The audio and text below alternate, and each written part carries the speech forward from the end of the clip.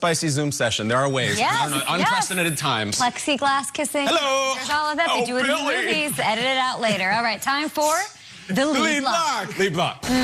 Peter Strager and Nate Burleson all here. My name is Kay Adams, and welcome. We've got an NFC East showdown tomorrow between Washington and Dallas. Amazingly, it's a battle for first place. This is what it is, guys. Here in Week 12, every team in the division has 3 wins. The Eagles are in the top spot because of a Week 3 tie with the Bengals.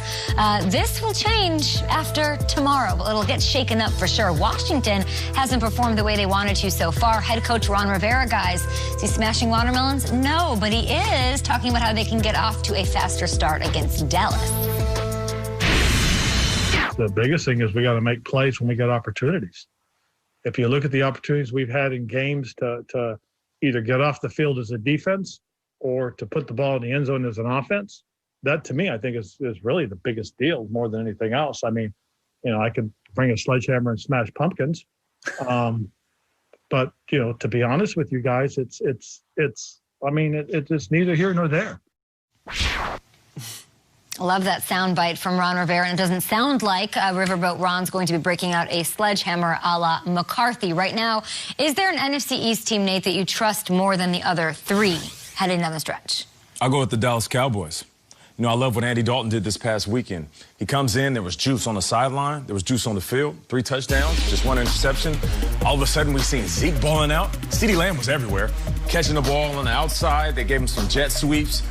The defense played well. I mean, even though the Vikings put up a fight, the Vikings were playing as good as anybody. So for them to pull out this game in a season where their season was so up and down, the Vikings were catching a rhythm, and they're playing so well offensively, I can respect the fact that the Cowboys are in a position where it looks like when you list them, they're last in the division with 1-2 record within that division. If you're talking pure trust, what quarterback do I trust the most? I'm going with Andy Dalton and the Cowboys. So for me, it's the Cowboys. And I said at the beginning of the season, I feel like the Cowboys will pull out this division. I mean, who knew that this division would turn out the way it did? But I'm going to stick with that. The way it's supposed to go is with so much uncertainty and so much bad play, you're supposed to go with the team that has the skins on the wall. You're supposed to go with the team that's been there. You're supposed to go with Philadelphia. They've got the coach. They've got the quarterback. What are we going to do with this Eagles team? What are we going to do with Carson Wentz? It's a critical stage in his career and everything. Carson Wentz leads the NFL in interceptions, leads the NFL in games with 2 interceptions, leads the NFL in turnovers, leads the NFL in getting sacks. Second place is not close. Leads the NFL in what the hell is going on here? He doesn't have it. He hasn't had it for weeks. I know the blocking's not there. I don't care. The play is worse than he's not getting blocking. And there's Jalen Hurts Twitter. Put Jalen Hurts in. It's Taysom Hill. Don't compare him to Taysom Hill. It's not even close to that. And I think if Jalen Hurts was the answer and Peterson liked what he saw in practice, he would put him in. Quarterback Mechanics Twitter is out saying he's a disaster.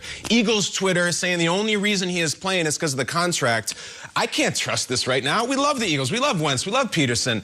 I can't do it. Right now, Dallas seems to be getting it together.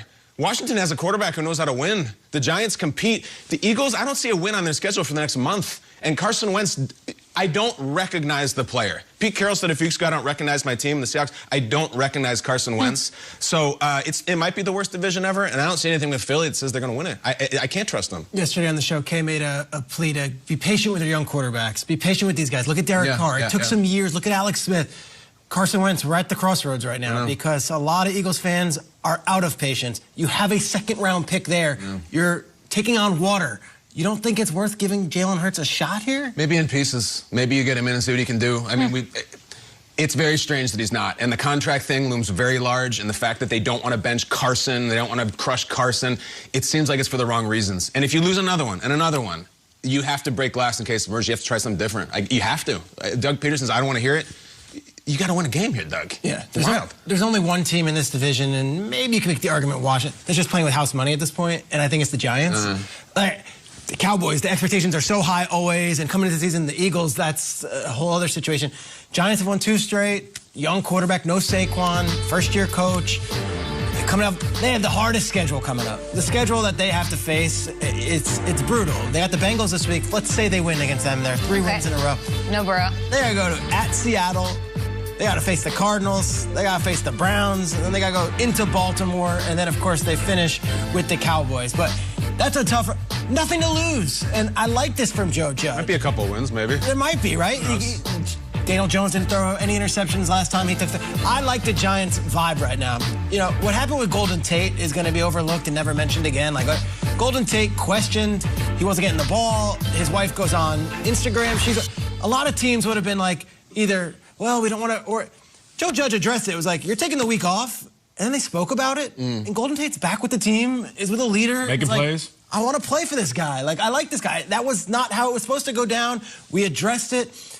Joe Judge had an offensive line coach lash out at him, insubordinate. You're gone. You're gone. You're gone. Like, I can't treat the players one way and you another way. I think there's a little vibe going on here. What is the vibe? There is a vibe. It's like, well, these other teams are like teetering. The Giants are certainly ascending, and I'll take the ascending team right now, even if they're scheduled. Triggs, I know what you like about it. There's a lot of coaches that get the job, and they talk that talk. That first press conference is, I'm going to do it my way or the highway. You either in or you're out. As soon as the season starts, they're getting ran over by their teammates. I mean, by the team. They're getting ran over by the coaching staff. Joe Judge has backed up every single word that he has said. When it comes to players, Golden Tate, the reason that's special is because Golden Tate's a vet. You don't do that to a 32. vet. You don't do that to an OG. And then you don't hear about a coach well into the season, you letting go because he's not on the same page as you. You love the fact that he's a man of his word. And I believe that New York also respects that, too. I also like that Saquon went down, and the rest of the world was like, all right, that's it. They lost a bunch of... And then, like, the team kind of was like, Wayne Gallman's all right. You know, we've got Alfred Morris. He's pretty good. They're going to get Xavier McKinney. Fighting every game. They're most improved, for sure. They're most improved, and they're ascending. That's a key thing in this time. Like, who's going to catch it? They're coming off the bye. We'll see. I'll bring up Washington just because you guys picked every team but Washington. I want to bring up their schedule. It might not be as tough as the Giants. It's very tough. But if they do win in week 2, if they beat the Texans, I do think we have to talk about them as winning this division and being in this race here. And I wanted to bring this up. It's not easy, right? Cowboys, Steelers, none of that's easy. Seahawks as well.